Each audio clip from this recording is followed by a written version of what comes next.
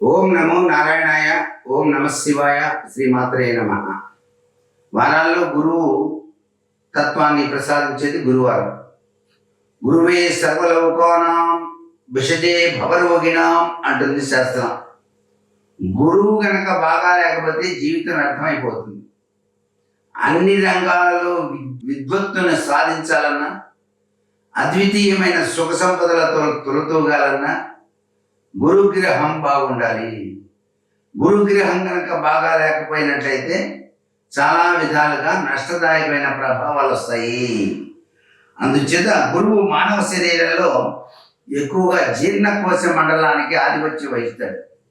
ఈ జీర్ణకోశ సంబంధమైనటువంటి రుగ్మతలు వస్తాయి. జీర్ణావశయ సంబంధమైన వ్యాధులు గురుదోష కారణంగా వస్తాయి. రాశి చక్ర పరంగా కిడ్నీలకు కూడాను ఇతడు కారకుడు అవుతాడు. శరీరంలో కొవ్వు పదార్థాలకు కూడా మూల కారకుడు అవుతాడు. గురుగ్రహ దోషం స్థూలకాయం బాగా పెంచేటువంటి లక్షణం ఉంటుంది. ఈ లక్షణాలన్నింటి నుంచి బయటపడటానికి మనకు ఆయుర్వేదంలో అమృత అనే క్యాప్సూల్స్ ఉంటాయి. బాగా లావుగా ఉన్న వాళ్ళు నన్ను సంప్రదించండి, అమృత అనే క్యాప్సూల్స్ ఇస్తాం. ఆ క్యాప్సూల్ రాత్రిపూట వేసుకుంటే 15 రోజుల కల్లా మీరు సన్నబడతారు. ఇక ఏ మెడిసిన్ అక్కర్లేదండి, ఛాలెంజ్గా చెప్తున్నాం. ఇది స్వామీజీ మాకు ప్రసాదించిన అమృతవరం. మీరు ఒకసారి కలిసి కావాలంటే వాడుకోవచ్చు. అంతేకాకుండా ఈ గురుగ్రహం బాగా లేకపోతే కామెర్లు అంటే జాండీస్ లక్షణాలు కూడా వస్తాయి. చక్కెర వ్యాధి, వరి బీజాలు రావటం, ఇవన్నీ కూడా నరాలు సాగకపోవటం, ఇవన్నీ గురుగ్రహం వల్ల సంభవించేటువంటివి.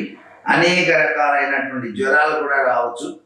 దీనికెల్లా రెమెడీ ఏంటంటే చూపుడు వేలికి కనక పుష్పరాగం పెట్టుకోవాలి.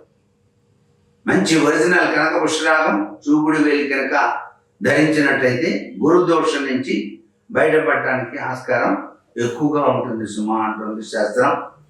గురువారం నాడు సిద్ధి సాయిబాబా ఆలయానికి వెళ్ళి అక్కడ ఉన్న దునిలో ఎండిపోయినటువంటి కొబ్బరి బోండానికి చక్కగా ఆవు నెయ్యి రాసి కర్మ విధ్వంసనే నమః అని చెప్పేసి 11 సార్లు ప్రదక్షిణం చేసి ఆ కొబ్బరికాయని దున్నిలో వేసి నమస్కారం చేయండి. గురుబలం బాగా పెరుగుతుంది అని కూడాను మనం గ్రహిద్దాం. సర్వే జన సుఖినో భవంతు.